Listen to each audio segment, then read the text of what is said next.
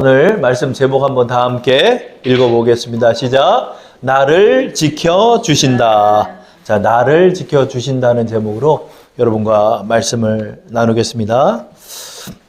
이번 한 주도 우리를 안타깝게 하는 그런 재난의 한 주였습니다. 지금 터키 지역에서 지금 지진이 나가지고 한 2만 5천 명 정도가 사망하고 향후 10만 명 정도 사망할 것이라는 예측이 나왔다라고 합니다.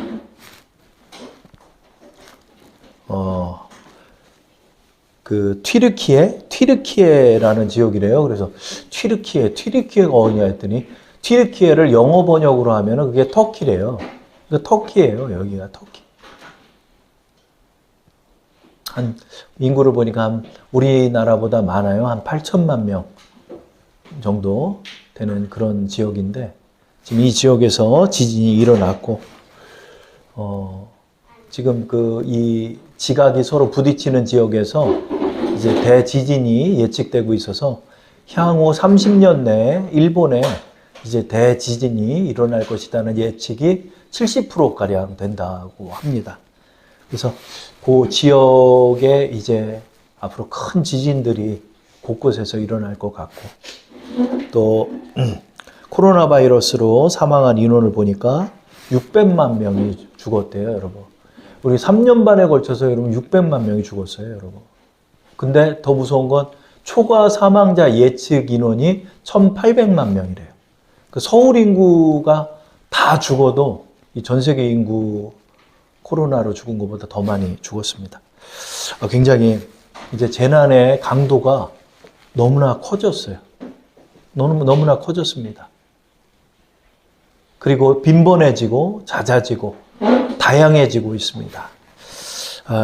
이런 재난의 소식과 또 경기의 전망들을 보면서 우리의 마음속이 자꾸 불안해지죠. 마음이 자꾸 불안해지는 것 같아요. 저도 왠지 불안해져요. 이번 주에 우리가 이제 지방회를 또 개최를 했습니다. 그래서 지방회가 100여 개 교회가 있던 지방회가 갈려져서 한 50여 개 지방회로 나눠졌는데 나눠진 가운데서도 개척자는 단 한 명도 없어요. 올해 이 서울 지방회에서 향후 3년 동안 개척자들이 없어요. 교회가 점점 사라지고 있습니다. 그리고 경상비 보고한 내용들을 보면 너무나 버티기 어려운 교회들이 절반 이상 30여 개 교회가 그 정도로 어렵게 보고 있어요. 52개의 교회 중 30여 개의 교회는 거의 상황이 어려운 그런 교회들이. 그러니까 우리 지방회를 중심으로 봐도 우리 전국 성결교회 지방회 각 개교회들을 살펴봐도 정말 쉽지 않습니다. 특히 개교회, 작은 교회들 같은 경우도 어려워지죠. 며칠 전에 꿈을 꿨는데 악몽을 꿨어요. 실이 이렇게 목에 걸렸는데 이렇게 여기 실이 이렇게 있는 거예요. 이걸 빼려고 그러는데 자꾸 실이 목에 걸려 콱콱콱콱. 그러니까 밤새도록 콱콱콱콱 거리다가 새벽에 깼어요. 왜 이렇게 찜찜하고 목은 답답하고 그런지 모르겠어요. 그래서 좀 살펴보니까 그 스트레스가 많으면 이런 꿈을 꾼대. 실이 목에 걸리는 꿈 뭐 이런 게 스트레스가 많은 사람들이 꾸는 꿈이래요. 그렇죠? 왜 그러죠? 우리의 마음속에 이 불길한 감들이, 불안한 감들이 있는 거예요. 그리고 조현병은 아니지만은 마음속에 그 심리가 왠지 불행해질 것 같은 불안감이 우리 모두에게 있습니다. 우리 모두에게 있어요. 처음 목회를 시작하면서 제가 힘들었던 건 물질이 아니에요. 이 불안감이 힘들었어요. 왜 그러냐면 그때까지 개척할 때까지도 인생이 뭐 풀려본 적이 별로 없다 보니까 내가 교회를 하게 된다 할지라도 거기까지 간다는 보장도 없고 제가 교회를 시작하게 된다는 것도 자신이 없을 뿐더러 시작해도 안 될 것 같은 거예요. 시작해도 안 될 것 같아요. 뭘 해도 자꾸 불안해지고 나는 왠지 모르게 어려워지고 소외될 것 같은 불안감이 우리 모두에게 있었습니다. 근데 이 말씀을 준비하면서 지난 한 6년 정도죠. 2006년도에 제가 이제 목회의 길을 가기로 결심을 했으니까 지금 16년 정도가 아니죠. 17년이네요. 17년 차가 돼 가고 있죠. 이럴 때 저의 마음속에 불안감과 싸워야 했어요. 하나님의 소명도 있었지만 제 마음속에 계속해서 들려오는 저주의 음성이 있었습니다. 너는 안 될 거야. 너는 가다가 힘들 거야. 야, 너 지금 뭐 대학교 지금 중퇴 학력으로 해서 다시 대학원 들어가려면 대학교 학점을 또 이수해야 되는데 38살에 그걸 이수를 하냐? 아이고 한심하다. 그 목소리에 시달리면서 가는 거예요. 공부를 하러 가는데. 처음에 공부를 할 때. 남산 도서관에 가는 게 죽은 것만 같이 싫은 거예요. 차라리 나가서 돈을 벌려면 벌겠는데 나가서 공부를 해야 되니까 힘든 거예요. 계속해서 그 음성에 시달리면서 어떻게든 빨리 대학교를 학점을 이수를 해야 대학원은 학점 이수자가 갈 수 있잖아요. 그러니까 그걸 이수를 해야 되니까 뭐 방송통신대다 또 뭐 이런 걸로 해가지고 졸업을 하자니 보니까 계산을 해보니까 2년 반을 공부를 해야 되는 거예요. 20학점 정도밖에 안 줘요. 한 학기에. 그러니까 그거를 40학점 정도를 이수를 하려면 1년. 근데 제가 모자란 학점이 꽤 됐어요. 그러니까 알아보니까 자격증 같은 걸 따면은 학점에 이렇게 되더라고요. 그래서 컴퓨터 활용 능력 2급, 그리고 텔레마케팅 관리사 자격증 2급, 1급인가? 하여튼 여러분 제가 자격증 보유자예요. 이 두 개를 따면서 또 인터넷 수업을 통해 학점을 이수해서 1년에 한 방에 60학점을 이수할 계획을 꾸렸어요. 텔레마케팅 자격증 27학점인가 되고요. 30학점 가까이도 굉장히 높죠. 그리고 활용 능력은 8점인가 18점이 제일 기억이 안 나는데 하여튼 꽤 줬어요. 이것도. 이 두 개만 합쳐도 한 40학점 넘고 그 다음에 따로 인터넷 수업을 하는 걸 통해 20학점이니까 한 방에 60학점을 이수할 계획을 가지고 제가 이제 남산도서관을 다녔어요. 한편 목소리에서는 계속 그런 거예요. 야, 이게 되겠냐? 너 책 한번 보질 않아. 처음에 책을 딱 봤는데 글씨를 3장을 읽으면 내가 뭘 읽었는지 모르겠는 거예요. 딴 생각이 계속 나요. 책을 읽은 지가 너무 오래되니까. 그 저주의 목소리에 시달리면서 공부를 했는데 참 놀라운 일이 있었어요. 그게 뭐냐면 주님 앞에 회심을 하고서부터는 되는 거예요. 모든 게. 모든 게 되어지는 거예요. 한편 음성에서는 야, 너 힘들어. 너 그거 이수할 수 있겠어? 근데 그 공부를 하는데 그렇게 공부가 재밌어지는 거예요. 성경을 보면 너무나 재밌고 말씀 묵상을 하는데 그때 말씀 묵상을 할 때 하나님의 음성이 막 들리는 거예요. 너희 다음에 자식을 낳는데 이름을 찬미라고 지어라 하는 음성도 듣고 하나님께서 꿈으로 함께 해주시고 그런 은혜를 받았어요. 막상 시험 당일이 됐는데 야, 머릿속에 책이 있는 거야. 이만큼 두꺼운 책인데 그 책의 페이지 수까지도 다 보이는 거예요. 전부 다 합격했어요. 한 번에. 다 합격하고 학점 이수 다 하고 그렇게 해서 1년여 만에 학점을 다 이수를 하고 신대원에 들어가는데 신대원 시험도 막 너무 많은 거예요. 뭐지? 영어에다 논술에다가 성경 신약 시험 50문제, 구약 시험 50문제. 성경을 한 번도 본 적이 없는데 그 시험 어떻게 해요? 또 너는 떨어질 것이다. 너는 또 떨어질 것이다. 너 1년 동안 그렇게 공부해서 학점 이수하면 뭐하냐? 또 떨어지면 1년 기다려서 신대원 가는데 와, 그걸 떨어질 걸 생각을 하니까 암담한 거예요. 학점 이수한 게 12월인데 신대원 논술 시험 보는 거는 1월이에요. 준비할 시간도 없어. 근데 저는 대학원 시험이 있는지도 몰랐어요. 근데 한 목사님이 또 와서 도와주는 거예요. 내가 공부했던 책입니다. 이걸로 공부하세요. 그거 공부했더니 그냥 신구약 다 맞았어요. 논술을 딱 봤는데 논술은 책 한 번을 안 봤는데 C.S. 루이스의 고통의 문제라는 책을 제가 유일하게 본 책 중에 하나인데 그게 논술 시험으로 나왔어요. 되는 거예요. 되는 거예요. 그때 제가 일산에서 말통을 다 닦고 있었어요. 그때 판물 팔 때인데 말통을 막 닦고 있는데 그 옆에서 이제 알바하는 분한테 합격자 그 학번 번호 읽어보라고 그런 거죠. 몇 번 했는데 제 번호를 탁 읽는 거예요. 아, 그때 눈물이 울컥 나는 거예요. 야, 하나님, 이것도 됐네요. 그 다음에 이제 신대원 졸업이에요. 신대원 졸업을 어떡하나? 근데 신학의 공부를 하는데 제가 어떤 공부를 했던 것보다도 너무너무 재밌는 거예요. 내가 그동안 궁금했던 거, 인생의 문제, 철학의 문제가 신학에 있는 거예요. 신학이 저랑 너무 맞다는 거를 그때 알게 됐어요. 야, 이렇게 해서 4년 만에 졸업하고 이제 개척을 해야 되는데 어떻게 해야 되나. 하나님께서 이 교회를 또 만나게 하시고 또 우리 개척하게 하시고 아이고, 이거 장가를 어떻게 가나. 하나님께서 목사 안수 받기 딱 1년 전에 우리 사모님 만나서 2개월 만에 결혼하게 하시고 자녀를 주시고 그리고 10년여를 이렇게 목회를 이어가도록 하셨습니다. 제가 저의 굴곡진 인생을 보면서 제가 느꼈던 게 하나 있어요. 제 신앙생활을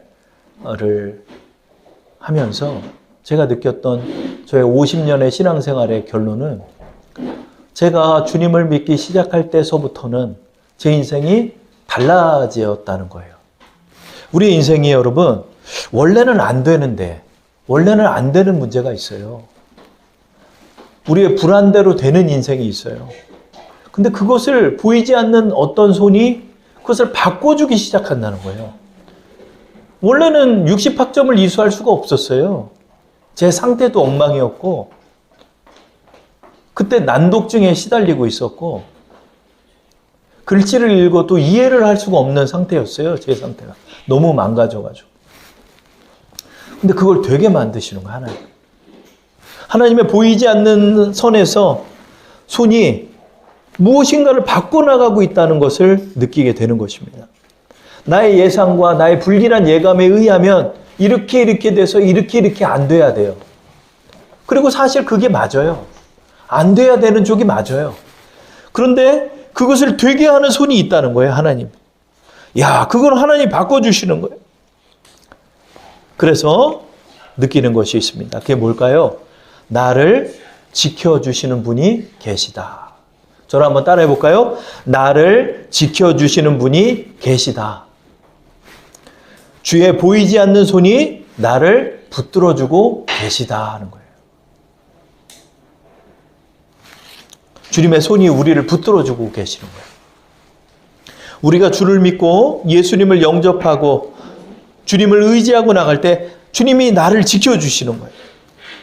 그래서 내 마음의 그 불길한 예감과 그 불안감 그리고 불안한 예상들을 하나님이 하나하나 바꿔주시는 거예요. 주를 믿고 나서 알게 된 것이 내 속에 울려 퍼지는 저주의 음성은 그 사단의 음성이라는 것을 알게 되는 것입니다. 사단은 여러분의 인생을 어떻게든 망치려 하고 하나님을 믿지 못하게 하려 하고 하나님을 떠나게 하려는데 목적이 있습니다. 그 방법이 뭘까요? 저주하는 거예요. 저주하는 거. 여러분의 인생을 저주하게 하는 거예요. 근데 사단마귀가 여러분의 인생을 저주하는 것이 아니라 그 저주의 음성을 여러분 스스로가 믿게 하는 거예요. 그래, 나는 안 돼. 거봐. 안 되는 거야. 불길한 예감을 가진 사람, 그 예감을 슬슬 믿기 시작하는 사람은 무엇이든 안 되기 시작할 때마다 그 마음에 확신을 갖기 시작하는 거야. 거봐. 네 인생이 뭐가 됐냐? 너 조금 잘하는 것 같다가도 결국은 또 망치지 않냐?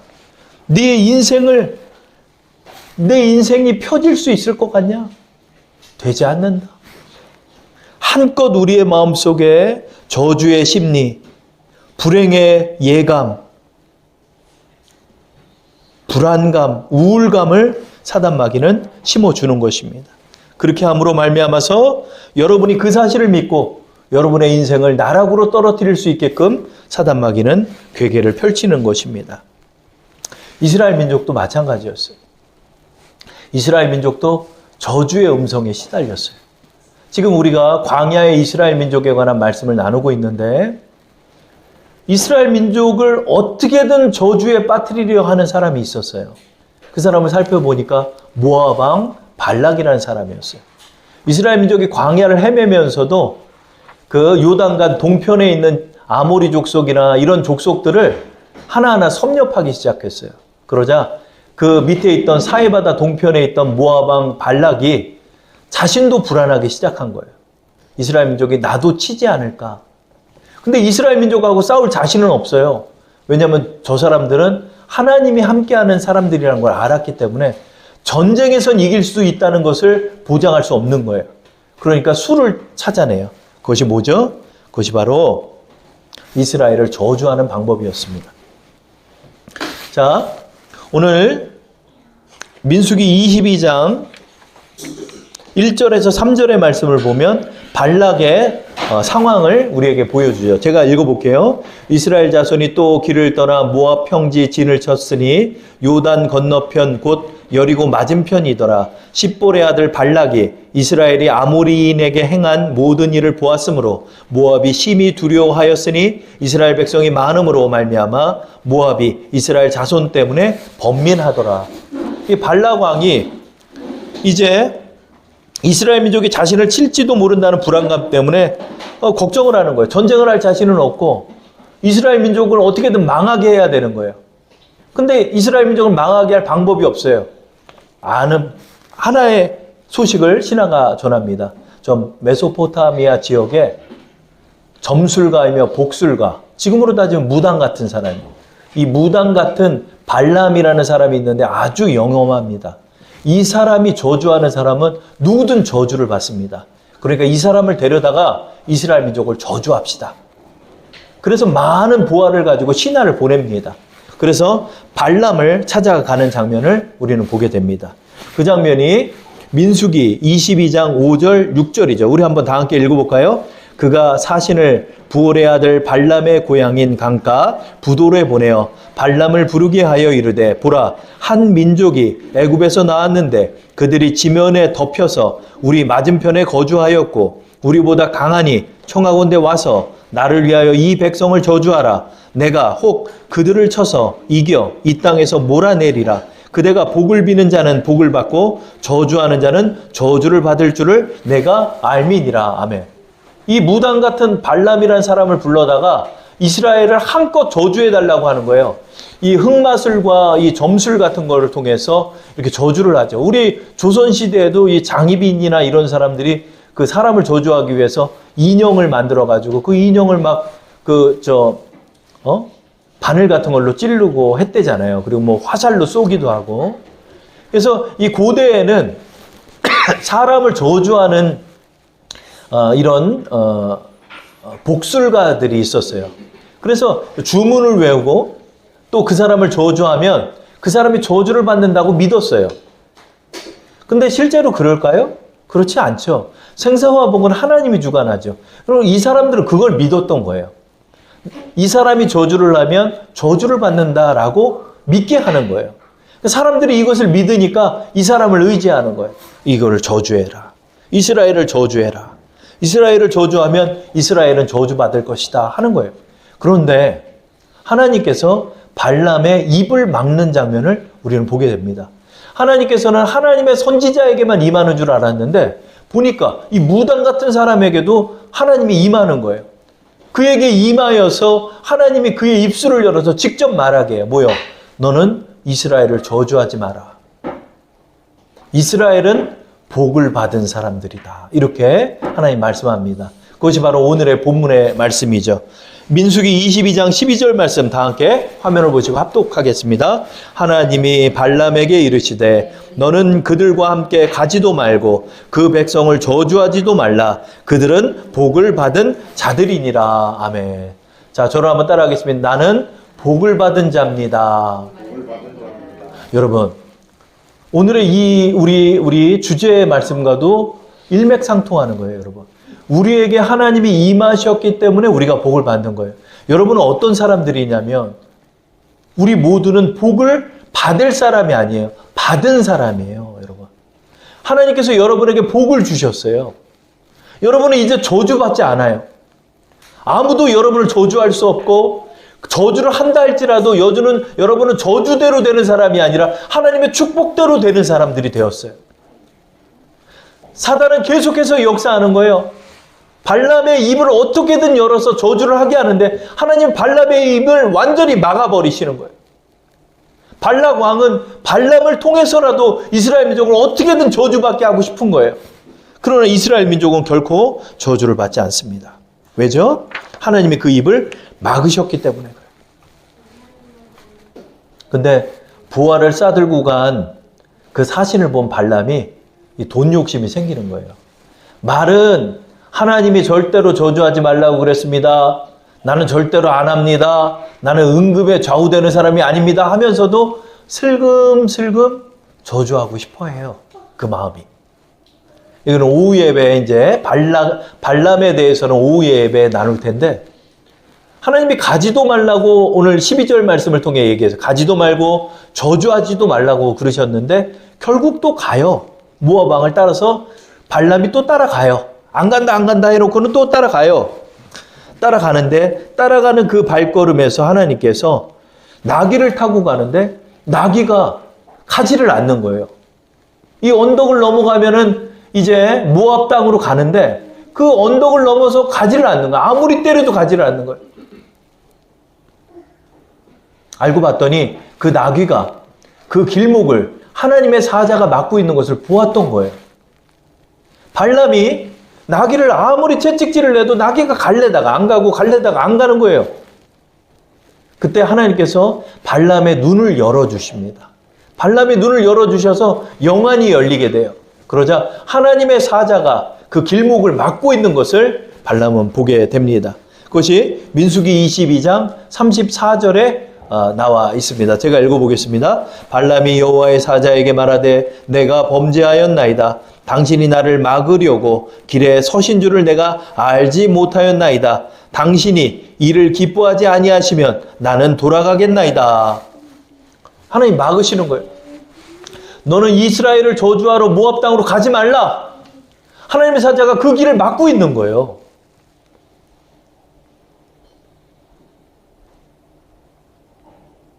오늘 장로님도 기도하셨습니다. 오늘 하나님께서 우리 교회에 함께하여 주셔서 악한 마귀 일절 틈타지 못하게 해달라고 기도했어요. 예전에 어떤 목사님이 간증을 하는데 하나님 앞에 그런 기도를 했대요. 기도를 했는데 하나님이 영안을 열어주신 거예요. 이런 지하의 교회였대요. 근데 그 지하의 교회에서 이렇게 보고 있는데 계단을 가는데 사람이 너무 많아서 계단을 올라갈 수가 없다는 거예요. 그 계단을 봤더니 천사들이 그 계단 길목을 다 지키고 있다는 거예요. 이 교회 전체를 천사들이 울어서 전부 다 진을 짜고 지키고 있다는 거예요. 그 기도대로 하나님께서 하신다는 거예요. 여러분의 불행의 길목을 누가 막아주십니까? 하나님 막아주시고 하나님 사자 보내주셔서 하나님께서 막아주시는 거예요, 여러분. 나는 결코 불행하지 않는 거예요, 여러분. 어려움은 있다 할지라도 연단은 있다 할지라도 나는 절대 망하지 않는 거예요. 왜? 나를 지켜주시는 분이 계시기 때문에 그래요. 나와 함께 하시는 분이 계시기 때문에 그래요. 결코 어떤 저주의 음성도 내 귓가에 들리지 않는 거예요. 왜요? 하나님이 절대로 입을 열지 못하게 하는 거예요.